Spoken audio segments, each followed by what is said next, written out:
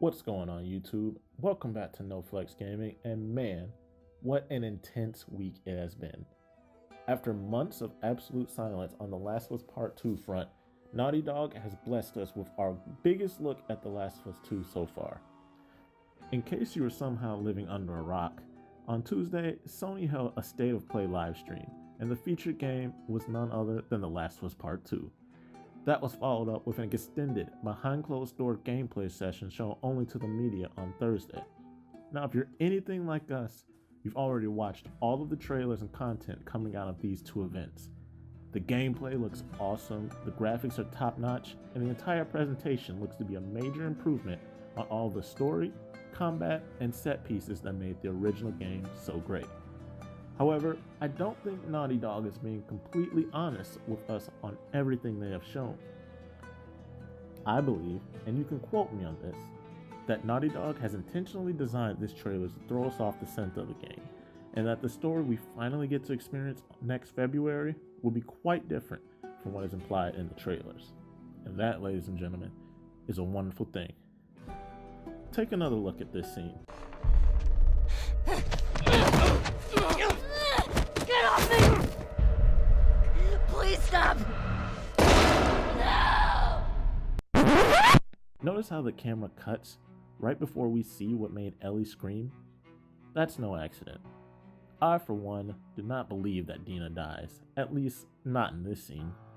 For one, Neil Druckmann has stressed the importance of this game not being a sequel, but a continuation, and although it's possible, I do not think that it is likely that the driving force behind the plot of this game would be the death of the character that we were just introduced to. And a red herring of this magnitude is not unprecedented. Naughty Dog has a long history of being very coy in their trailers, showing us information that means something completely different than what it seems. For example, take a look at this scene from the release trailer of The Last of Us Part 1. All we've been through. Everything that I've done. It can't be for nothing. It has clearly been edited to make it seem as though Joel has become infected and Ellie has been forced to kill him. And if you played that game, then you know that this simply isn't true. I believe, and hope, that Naughty Dog has taken similar steps to keep us guessing with The Last of Us Part 2, and that's great for gamers. Think back to Uncharted 4. One of the best parts of that game was the convoy, which saw Nathan Drake diving between moving trucks and motorcycles, all while dodging bullets and knocking people's teeth out.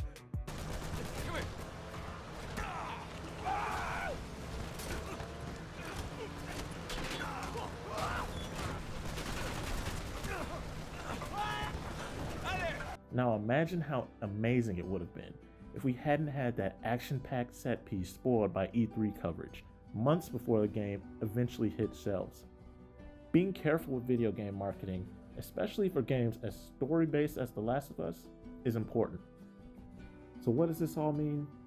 It means that Naughty Dog is putting as much care into the marketing for their game as they are in its production. The entertainment industry is full of spoiler-filled trailers that ruin the best parts of their stories, all for the sake of building hype for their projects. So I hope that Naughty Dog is pulling the wool over our eyes in their recent Last of Us coverage. The best stories are experienced blind, and I hope that Naughty Dog agrees. Anyway, thanks for stopping by our channel, and I hope that everything I said made a little sense. Let me know if you agree or disagree with me down in the comments below, and if you're new here, consider subscribing. We make weekly live streams every Monday and Wednesday with edited content every Saturday. So, hope you guys enjoy the video. NFG out.